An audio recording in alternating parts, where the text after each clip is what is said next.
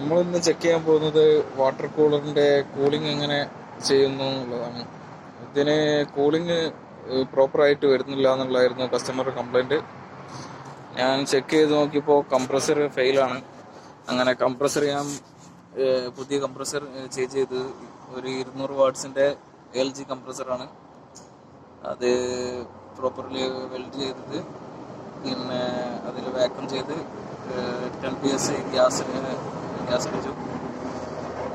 അതിനുശേഷം നമുക്ക് ഇത് ഒന്ന് വർക്കിംഗ് എങ്ങനെ ചെയ്യുന്നു, കൂളിംഗ് എങ്ങനെ ചെയ്യുന്നു എന്നുള്ളത് നമുക്ക് നോക്കിയിട്ട് കാണാം. അപ്പോൾ നമ്മൾ എക്സ്റ്റൻഷൻ പോർട്ട് എടുത്ത് കൊണ്ടുവന്നിട്ടുണ്ട്.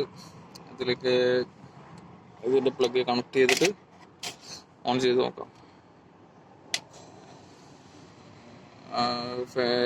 കണ്ടൻസർ ഫാൻ വർക്ക് ചെയ്യുന്നുണ്ട്, കംപ്രസർ വർക്ക് ചെയ്യുന്നുണ്ട്,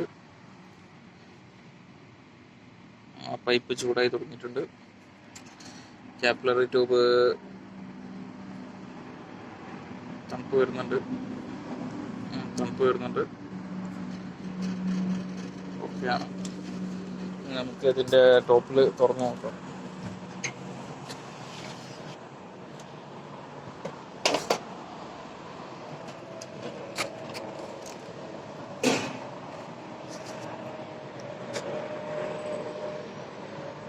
ചെറിയ രീതിയിൽ കൂളിംഗ് വരുന്നുണ്ട്.